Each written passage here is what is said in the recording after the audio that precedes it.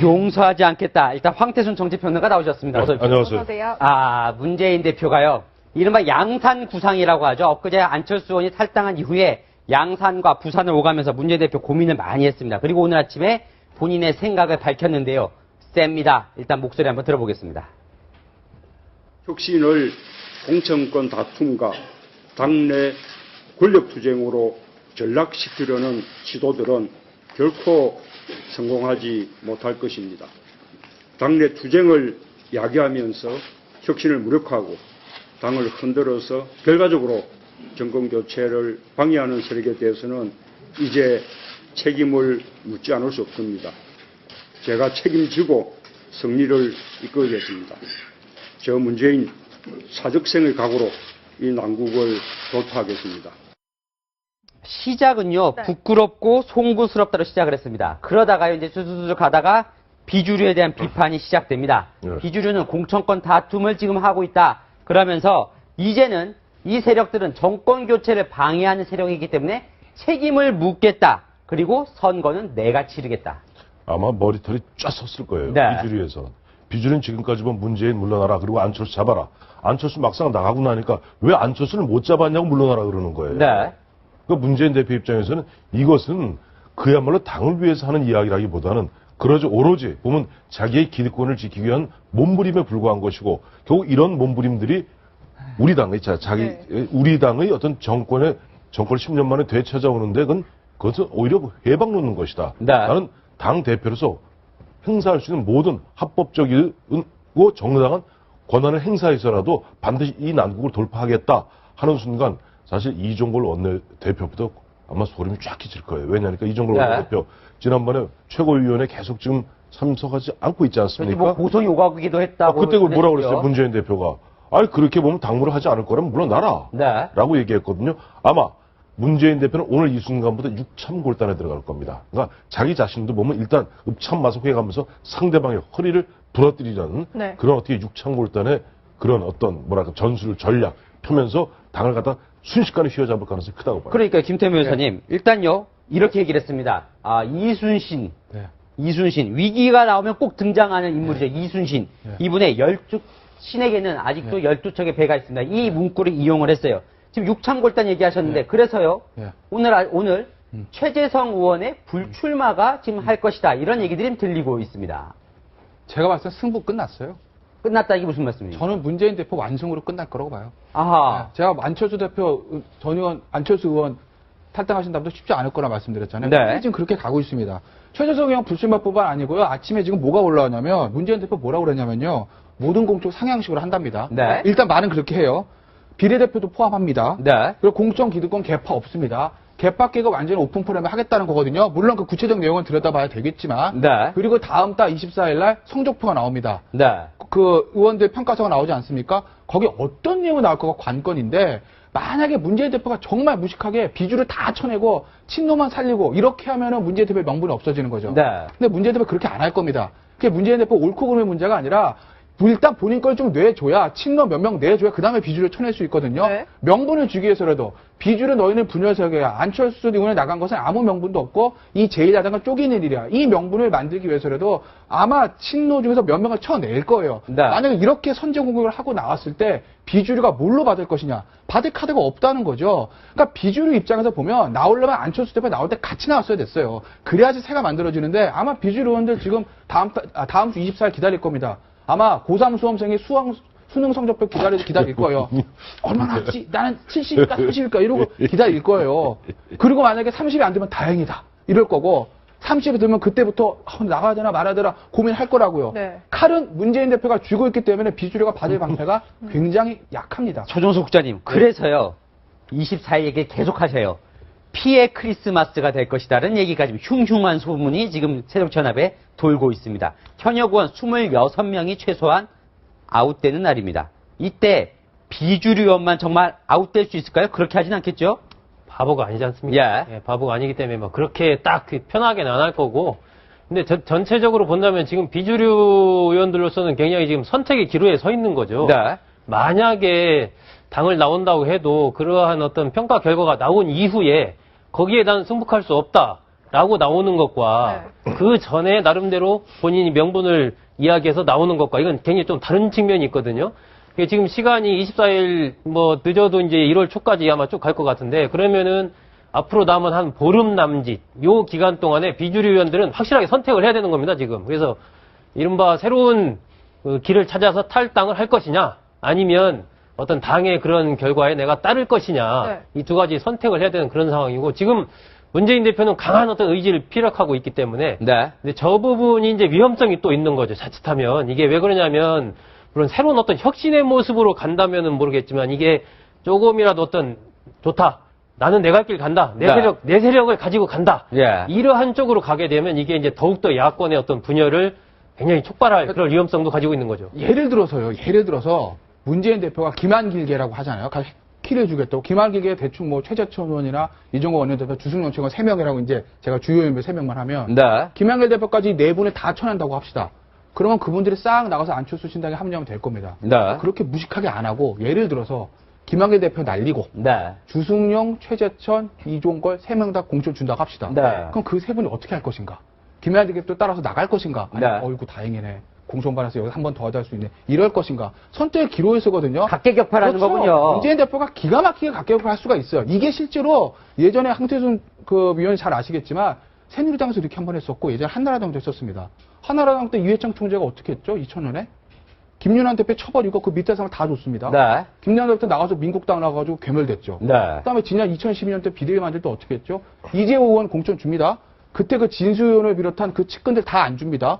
손발 다 잘라버리는 거예요. 이렇게 각계격파하면요 비주류가 당할 수가 없어요. 그러니까 성적표 나오기 전에 지금 명분이 있어 먼저 나와야 되는데 제가 봤을 때는요 비주류 의원들 중에서 20대 총선 안 해도 돼. 배지 안 달고 나 안철수 의원과 함께 중도개혁 정당 만들어서 대선 잡을 거야. 이런 용기를 가지신 분이 아무도 없다. 배지에 목숨을 걸기 때문에 나올 사람이 없는 거예요. 그러니까요, 황태수 평론가님. 사실은요, 새누리당은 지금 공천 얘기도 별로 하지도 않고 있습니다. 그러니까요, 굳이 24일까지 현역 의원들을 아웃시킬 그만큼 급박하지도 않아요. 그런데 문재인 대표는 오늘 아침에도 현역 평가 예정대로 하겠다라고 얘기를 했습니다. 24일까지 속도를 막 내는 거예요. 그죠? 속도를 내는 이유가 궁금하고, 두 번째는, 그래서 만약에 26명이 탈락했다. 그 사람들은 그러면 안철수 신당으로 갈 수 있는 겁니까? 가면 뭐라고 그러겠어요? 하면요? 이삭죽기죠, 뭐. 그러면 교섭단체가 되긴 됩니다. 아니, 근데 교섭단체라는 게 지금 보면 현재 무슨 국회에서 정책을 갖다 논의하고 무슨 무엇을 갖다 심의하기 위해서 교섭단체가 필요한 게 아니잖아요. 88억이라는 그 돈, 국고보조금, 그거 받겠다고 지금 교섭단체 얘기하는 거 아니겠어요? 안철수 의원이 돈이 없습니까? 주식이 없습니까? 그러니까 거기에서 보면 그것도 새정치가 아닌 거예요. 네. 그리고 어쨌든 간에 20% 탈락한 사람들 가는 순간 안철수 의원한테 뭐라고 그러겠어요? 아니, 저분은 저기서 탈락된 사람들, 아까 뭐 두 분 말씀하셨습니다만은 반드시 문재인 대표는 자기 친문계도 일부 칠 겁니다. 치는 상태에서 갔을 때는 아니, 그 뭐 흔한 얘기로 무슨 뭐 이삭 죽고 그거 갖고 그렇게 하겠단 말인가? 예를 들어서 저 호남 의원들이 많이 꼈다면은 아니, 호남 자민련 수장하겠다는 얘기인가? 사실 보면 안철수 의원으로서는 정말 진퇴양난의 그런 어떤 지경에 빠질 가능성이 상당히 크고 한 가지 보니까 오늘 저 최재성 총무본부장 그만둔다는 거 4년 전 데자뷰가 생각이 나요. 네. 그때도 한명숙 대표 때 보면 모든 걸 총괄하던 임종석 사무총장이 불출마 선언합니다. 그러면서 확 분위기가 갖고 아까 팽이 이론이라는 게 있어요. 정치에서. 네.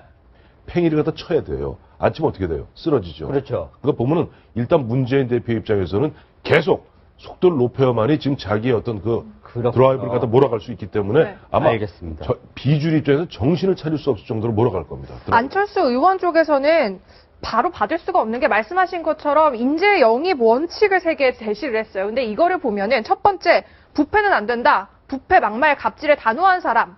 두 번째, 수구 보수가 아닌 사람. 세 번째, 이분법적 사고를 가지지 않은 사람. 이 3가지를 제시를 했는데. 애매해요. 그러니까 안철수 의원 입장에서 저것에 따르면요. 만약에 현역 의원들, 새정치민주연합 현역 의원들이 부패나 막말 때문에 잘리면, 아웃되면 그걸 받기가 어렵습니다. 어렵죠. 상당히 지금 어려운 상태가 돼 있어요. 그리고 또 하나 관심이 수구 보수가 아닌 사람이다. 요것인데 어제 안철수 의원이 부산에 있는 호남 향후의 송년회를 갔습니다. 손 변호사님. 거기서 이런 말을 했습니다. 나는 새누리당 표를 가져오겠다. 그러니까요. 처음에 조국 교수가 이런 말을 했습니다. 그럼 안철수 의원은 중도하고 우린 진보로 가자. 안철수 의원은 새정치연합 일부 새누리당에서도 좀 일부 보수 인사를 영입해서 중도로 가겠다는 것을 지금 꿈꾸는 것 같아요. 그러니까 외연 확장을 해서 우리가 중도표도 많이 가져오겠다라는 어떤 결심으로는 보이시는데요. 일단 이런 겁니다. 수구보수를 받아들이지 않겠다는 것은 진성 새누리당의 성격을 가진 분하고나 같이 할 수 없지만 네. 혁신적이고 개혁적인 새누리당 출신 의원이라면 받을 의향은 있다라고 이제 자신의 결심을 밝히는 건데 과연 지금 보수 새누리당 현역 의원이 같이 할 사람 있을까의 숙제가 있는 것이고요. 세력을 규합하려다 보니까 많은 세력을 규합해야 되는데 또 어떤 혁신 경쟁도 해야 되니까 골라서 해야 되는 딜레마에 빠져 있는 거죠. 이게 그러니까 진중권 교수가요. 지금 네. 손정혜 변호사님하고 비슷한 얘기를 했습니다. 뭐라고? 진중권 교수가요. 새누리당에서도 인물을 영입해야 이런 얘기가 나오자 네. 이 트위터에 이런 걸 올렸습니다. 미쳤냐? 새누리당 인물이 안철수한테 가게 송호창도 안 가는데 제가 판넬을 준비를 했습니다. 안철수 사람들 최소한 이분들은 가야 되는 것 아니냐. 첫 번째 말한 송호창 의원입니다. 송호창 의원. 그런데 이렇게 얘기를 합니다. 탈당은 고민한 적도 없다. 오늘 오전에 또 나왔어요. 네. 제가 이 당에 있어야 되는 이유는 안철수 의원이 다시 돌아왔을 때 마중물 역할을 하고 그 가교 역할을 해야 되기 때문에 나갈 수 없다. 그럼 심지어 복당하라는 얘기인가요? 아니 그게 아니라 예. 보면은 와, 이게 국민들 놓고 이렇게 이제 우롱하기 시작하면 국민들이 화나죠. 쉽게 해서 나갔다가 문재인 중간에 아웃시키고 다시 돌아오겠다. 네. 금이 환영하겠다. 그 그림을 생각해서 있겠다 그러는데 그래요?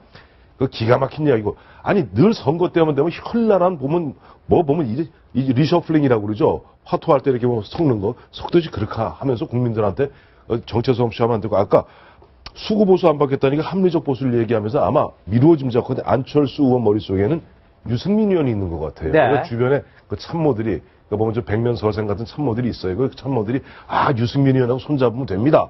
하니까 지금 합리적 보수 때문에 수구보수는 안 받겠다 그러고 근데 원래 얘기했던 혁신원칙 세가 중에 낡은 진보는 어디 갔죠? 낡은 진보. 예. 그건 그건 또 어디가 빠졌네요. 없어요. 예. 그렇군요. 그러면요. 지금 이렇게 안철수 사람들 지금 송호창 의원뿐만이 아닙니다. 서정수 국장님? 최소한 이분은 따라 나가야 되는 거 아닙니까? 지난 재보궐선거 때 이분 공천 주느라고 재보궐선거 때 지면서 공동대표에서 물러났습니다. 근데 이분 아무 말이 없습니다. 그리고 이분도 그동안 계속 안철수맨이라고 했잖아요. 그런데 안철수 남자. 안철수 오늘 이해는 하지만 나는 시정 일에 열심히 하겠다. 이렇게 얘기를 하고 있습니다. 지금 보면 이제 안철수 의원이 본인도 뭐 그렇게 얘기를 했지만 내가 보는 나의 탄착점은 총선이 아니라 대선이다. 네. 얘기를 했지 않습니까? 그러니까 아까 이야기한 우리가 그 이른바 중도 보수, 합리적 보수 그룹도 당장 뭐 새누리당에 있는 국회의원을 안철수 신당에 끌어오겠다 이런 개념보다는 긴 과정에서 대선 국면에서 합리적 보수 세력까지 내가 끌어와서 길게 봐서 야권의 정권 교체에 기여하는 그런 역할을 하겠다라는 네. 것이기 때문에 여기 있는 이분들 당장 여러 가지 고민들이 많았겠죠. 하지만 대선 국면에서는 지금은 문재인 안철수가 결국은 같이 할 거다 이런 생각을 하는 거 아니겠습니까? 아마 그런 속에서 자기의 거취를 생각한 것 같습니다. 다시 한번 진중권 교수의 이 얘기를 한번 꺼내보겠습니다. 진중권 교수는 이런 상황에 대해서 이렇게 얘기를 했습니다. 깡패도 의리는 있다던데 실컷 이용해 먹고 정작 탈당하니 낙동강 오리알을 만들어버리냐. 김 변호사님. 예. 권은희 의원은 예. 생각은 한번 해봐야 되는 거 아닙니까? 세 사람 다 생각해봐야 되죠. 예. 김장 의원 더합니다. 권은희 의원도 마찬가지고요. 송호창 의원도 마찬가지입니다. 저 진중권 의원의 저런 표현이요 틀리지 않다라고 봐요. 그러니까 저분들 사실 어떻게 보면 본인의 배지에 관심 있는 거거든요. 송호창 의원 지역구 과천 의왕이에요. 아시겠지만 과천 의원 안상수 의원의 아성이었습니다. 지난번 2012년에 정말 운 좋게 이긴 거거든요. 분열되면 이 다음 총선 장담 못하죠. 배지 생각해야 되죠. 권은희와 마찬가지입니다. 호남이 어디로 갈지 모르는 거예요. 호남이 친노인지 아닌지 머리 쓰겠죠. 네. 저는 윤장현 시장 이해할 수가 없는 게 네. 다른 두 사람은 총선이 내일 모레라고 합시다. 지방선거 많이 남았잖아요. 충분히 안철수는 아니면 안고 와서 하셔야 되는 분이거든요. 네. 시민운동이라. 정말 안철수는 덕분에 광주라는 큰 광역시의 수장이 되신 건데 안철수는 저렇게 어려울 때 도와주지 않는다? 네. 어떤 명분으로도 저건 좋게 어이. 포장될 수가 없는 이 세 거죠. 사람이 그렇게 정말 얘기하면은 어색할 거예요. 박원순 시장은 어떻게 해야 돼요?